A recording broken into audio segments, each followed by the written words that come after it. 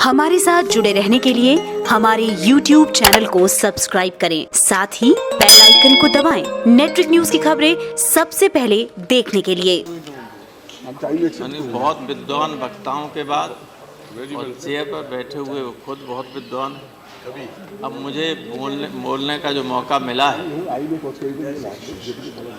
तो मैं बड़ा असमंजस में हूँ कि मैं कहाँ से शुरू करूँ। मैं फिजिक्स का स्टूडेंट रहा। इस युग के सबसे बड़े वैज्ञानिक आइंस्टीन ने जब थ्योरी ऑफ रिलेटिविटी को प्रोपाउंड किया तो उन्होंने कहा कि everything is relative, nothing is absolute. हर चीज सापेक्ष है, कोई चीज परम सत्य नहीं। इसलिए आपका सोचना कुछ हो सकता है, वो भी सही हो सकता है, और हमारा सोचना हो सकता है, वो भी सही हो सकता है। बहुत प्रसिद्ध फिलोसफर हुए कृष्णमूर्ति, उन्होंने कहा कि जब बादल गरजता है, एक ही चीज है चेयरमैन सर, जब बादल गरजता है तो गौरैया डर की वजह से अपने घोंसले में घुस जाती है, लेकिन मोर नाचने लगता है। तो इसलिए आपको जो चीज अच्छी लगती है वो हमें अच्छी नहीं लग रही। हर आदमी आतंकवाद के खिलाफ है, लेकिन आपका जो अनलॉफुल प्रिवेंशन अमेंडमेंट एक्ट है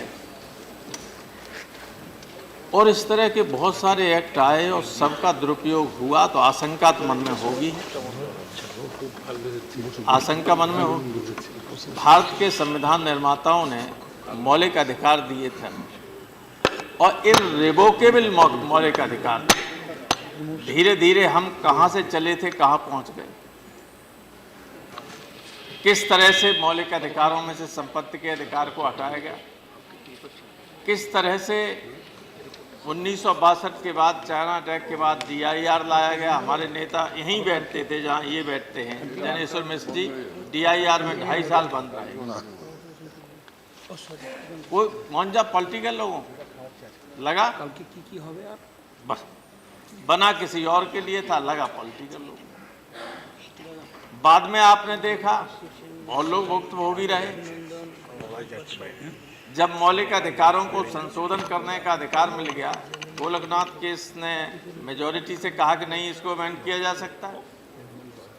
लेकिन बाद में केशवानंद भारती केस में 24वें संविधान संशोधन पर बहस जब वो आया, जजमेंट आया, तो स्वीकार कर लिया कि हाँ, to implement some of the directive principles of state policy, fundamental rights can be curtailed. आप जानते हैं सभी मौलिक अधिकारों को संशोधन धीरे धीरे, देखिए जो ये था लिखा हुआ अनुच्छेद 12 में कि कोई भी ऐसा कानून नहीं बनाया जा सकता है जो इस तीसरे चैप्टर में दिए हुए मौलिक अधिकारों को सीमित करे। लेकिन कानून बने, और कानून इस सीमा तक बने कि इंटरनेशनल सिक्योरिटी को मेंटेन करने के लिए मीसा बना, और सारे पॉलिटिकल लोग जेल में चले गए। बहुत सारे लोग इनमें से होंगे। मीसा बना इन्हीं लोगों ने बनाया था। हमने तो देखा कि दरोगा लिख देता था कि ये कहा जाता है कि ये कह रहा था कि रेल की पटरी उखाड़ दो, ये जो इमरजेंसी लगी हुई है ये ठीक नहीं है देश के लिए। तो मेंटेनेंस ऑफ सिक्योरिटी खतरा है देश को, बंद कर दो मीसा में, कोई जमाना नहीं होगा। ये हुआ तो डर तो है ही, और मौलिक अधिकारों पर ही सीधा अटैक है। संदेह के आधार पर तो 302 के मुलजिम को भी छोड़ देता है कोर्ट, लेकिन यह संदेह के आधार पर आप टेररिस्ट घोषित कर देंगे किसी व्यक्ति को। कौन टेररिज्म के पक्ष में है? Everybody sitting here is against terrorism.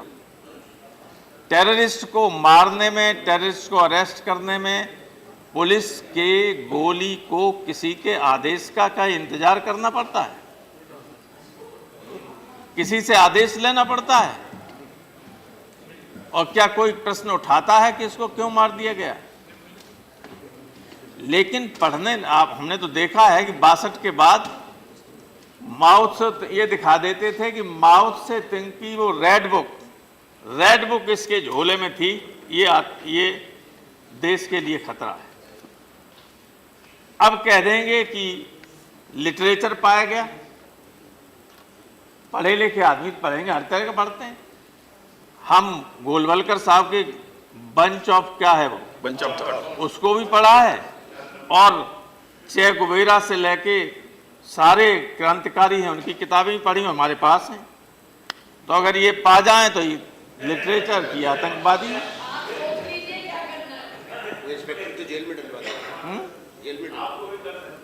कई लोग हैं। तो स्थिति इसलिए जो चल रहा है उस पर लोगों को संदेह है और स्पष्ट होना चाहिए। अनलॉफुल एक्टिविटीज क्या होती? हम पॉलिटिकल लोग आंदोलन करते हैं। हमें भारत के संविधान ने मौलिक अधिकारों में आर्टिकल 19 में ये स्वतंत्रता दी है, freedom of speech and expression, freedom to assemble peaceably and without arms, freedom to form union and associations. ये मौलिक अधिकार हैं कि नहीं 19 में? अगर हम आंदोलन करते हैं जिला प्रशासन के खिलाफ तो पता चला कि ये एक्ट लग गया,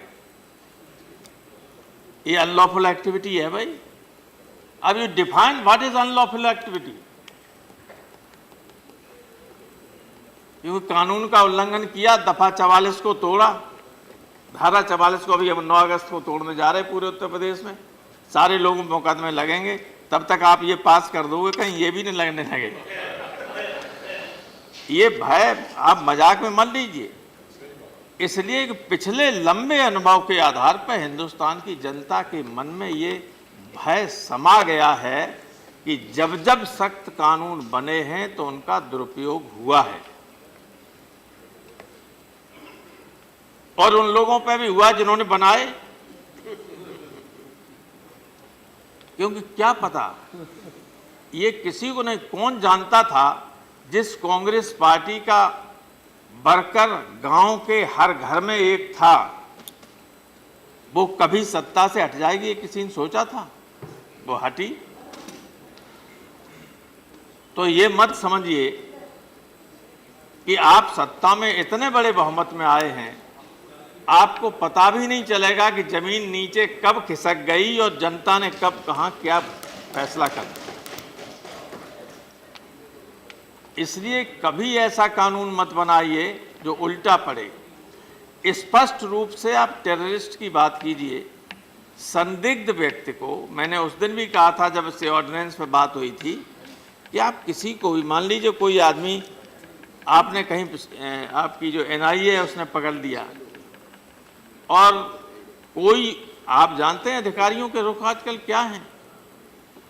किसी गवर्नमेंट में आप रहे, कहीं सरकार में आप महाराष्ट्र में रहे, हर जगह रहे, और किसी अधिकारी को ठीक जगह पोस्ट नहीं किया था, बाद में वो NIA में आ गया आपकी ही कृपा से, वो मन में रखे रहा और किसी आदमी को पकड़ा, उससे ये बयान में लिखवा दिया कि अब फला फला फला नेता या MP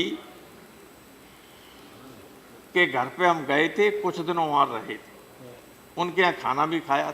हमारे यहाँ 216 CRPC में है कि इन डकैतों, चूँकि हम तो चंबल के किनारे जमुना, बिल्कुल वहीं डकैत रहते थे सब, तो 216 का नोटिस आ जाता था कि तुम्हारे यहाँ खाना खाया था। तो मैंने एक SSP से कहा कि आप अगर जमुना के किनारे अपना ये बंगला यहाँ बना हुआ है टाउन, 2 किलोमीटर हटके बना लीजिए, आपकी पत्नी डकैतों को खाना खिलाए। वो जान बचाए या खाना खिलाए। तो टेररिस्ट हो गया क्या डकैत हो गया? And the SSP accepted my logic and withdraw all the notices under section 216. तो ये स्थिति है, जब डर तो लगेगा ही, और डर लगेगा इसलिए आपको जब कानून बनाएं तो उसमें कोई एम्बिग्युइटी नहीं रहनी चाहिए।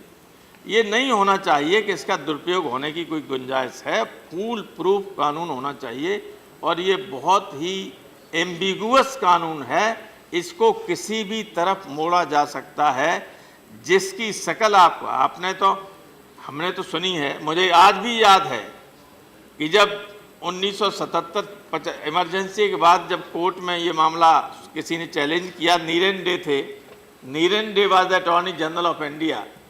उन्होंने क्या कहा था, जब जज ने पूछा कि अगर किसी जिला मजिस्ट्रेट को किसी आदमी का चेहरा अच्छा नहीं है लगता है, और वो ये कहता है कि इसकी वजह से आपातकालीन प्रोविजंस को लगाने में दिक्कत आ सकती है, तो क्या उसके प्राणों को ले सकता है कलेक्टर?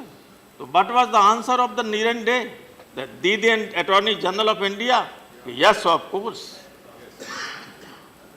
हमने वो दिन देखे हैं, वो भय है लोगों के मन में, और लोगों के मन में धीरे धीरे ये भय आ रहा है कि भय पैदा करने के लिए इस तरह की बातें पैदा की जा रही।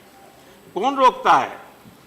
हम कहते हैं कि आप चीन ने जो हमारी सीमा दाब रखी है उसको वापस लो, चाहे सेना के बल पे लो। हम कहते हैं कि पाकिस्तान ऑक्युपाइड कश्मीर हमारी है, उस पर अपनी सेना भेजिए, लीजिए वापस। कौन रोकता है? हम अपने बच्चों को, अपने परिवार के लोगों को, नौजवान लोगों को सेना में भेजने के लिए तैयार है। कोई नहीं कौन आतंकवाद को समर्थन कर सकता है? लेकिन कोई कानून जो संदिग्ध हो, ये किसी पर लागू नहीं हो रहा। आप देखिएगा, किसी आप कर रहे हैं, पढ़े लिखे लोग कुछ अगर मान लीजिए सही उनके मन में आता है, उन्हें लगता है कि ये काम ये गलत हो रहा है, ये मौलिक अधिकारों का हनन हो रहा है, और अगर आवाज उठा दें तो आतंकवादी हो गए। कौन से आतंकवादी का समर्थन किया? जब भी कुछ लोग वकील वगैरह पकड़े गए उन्होंने, और वकील पे तो कौन सी बंदिश है? वकील तो किसी का भी वकील हो सकता है, वकील का क्लाइंट कोई भी हो सकता है, एनीबॉडी। आप जानते, बहुत बहुत बड़े वकील बैठे, कपिल सिब्बल साहब चले गए। अगर कोई आदमी किसी को वकील करने जाता है तो वकील रोक नहीं सकता। मैं आधा मिनट और बोलूंगा। वकील रोक नहीं सकता है, मैं भी रोक नहीं रहा, मना नहीं कर सकता। पूरा करिए। आप तो गुरु हैं हमारे। वकील रोक नहीं सकता है, मना नहीं कर सकता है। अगर वो दूसरे पक्ष का वकील नहीं है तो मना नहीं कर सकता है। ये जो वकालत की क्या है वो उसको नॉमेनक्लेचर में नहीं जानते, इसमें है व्यवस्था ही। तो अगर मान लीजिए किसी संदिग्ध व्यक्ति का कोई वकील है तो उसे आप आतंकवादी कहते हैं? नहीं कह सकते। लेकिन आपको तो हर चीज से डर लगने लगा है, हर चीज से डर लगने लगा है। इसलिए अपनी बात खत्म करने से पहले मैं दो लोगों को कोट करना चाहूंगा। एक तो फैज अहमद फैज ने एक बार लिखा था, निसार में तेरी गलियों पे वतन, जहां चली है रस्म कि न कोई सर उठा के चले। और दूसरा मैं दुष्यंत कुमार साहब को की दो लाइनें बहुत प्रसिद्ध हैं, कहना चाहूंगा। मत कहो आकाश में कोहरा घना है, ये किसी की व्यक्तिगत आलोचना है। ये अगर भावना आपके मन में आ जाएगी तो हम सब जेल चले जाएंगे। मत कहो आकाश में कोहरा घना है, ये किसी की व्यक्तिगत आलोचना है। बहुत बहुत धन्यवाद सर। धन्यवाद। आगे आ जाइए।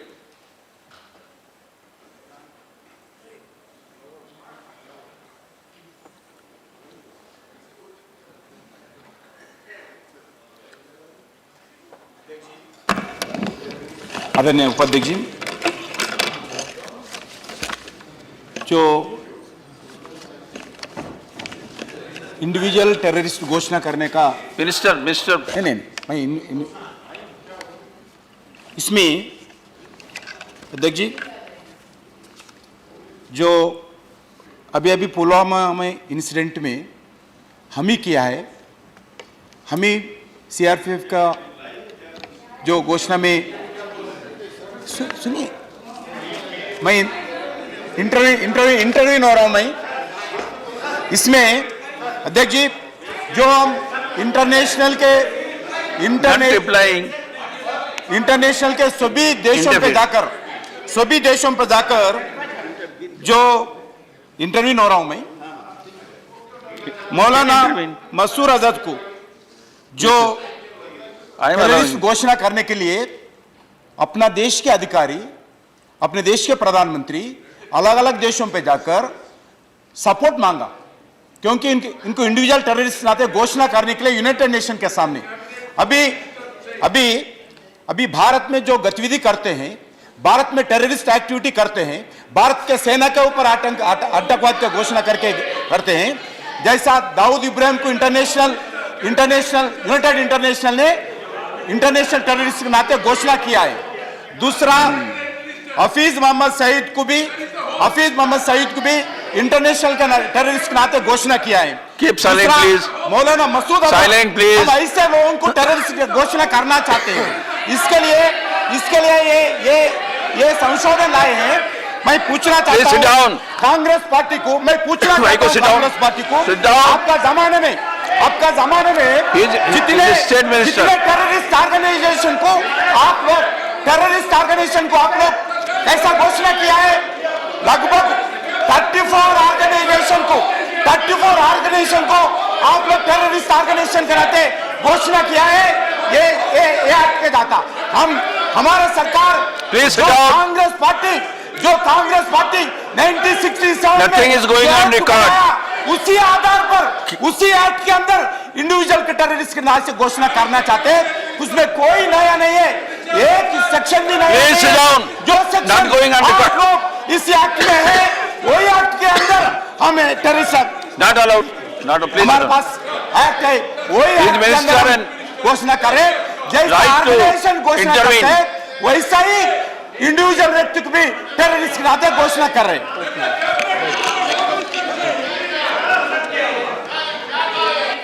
Shri Muthu Kannarupan, state minister is there, cabinet minister, sir, house may be in order, sir. Honorable Vice Chairman, please sit down. Sir. Vice Chairman, sir. House may be in order. Sir, my time is going on, sir. On an ongoing debate, sir, my time is going on. Please, Mr. Maiko. Sir, my time is going on, sir. Not going on record. Not going on record. Sir, as when a debate is going on, the minister has got every right to intervene, and he has intervened, and the debate will continue. What is the harm? You can't stop anybody. You can't stop anybody. Yes, he's there. He'll be coming. There are ways. Mr. Vaiko, you are not the custodian of the house. Mr. Vaiko is not the custodian of the house. He doesn't have the manners to talk. Please sit down. Go.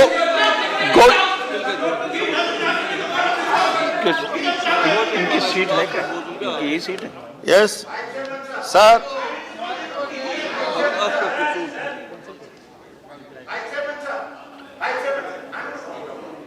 Under which rule?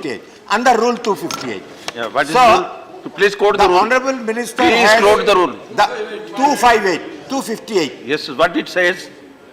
258. What is it speaks? Please. The Honorable Minister has every right to intervene in the debate. Yeah. He has right to intervene in the debate. But he has taken the name of some political party on a derogatory way. So it should be expunged. Yes. That is my opinion. We will see the record and No business to. accordingly. Yes, हम अपना record को देख करके जो सही है उसको रखा जाएगा। आप देख रहे हैं नेट्रिक न्यूज, साहस सच कहने का।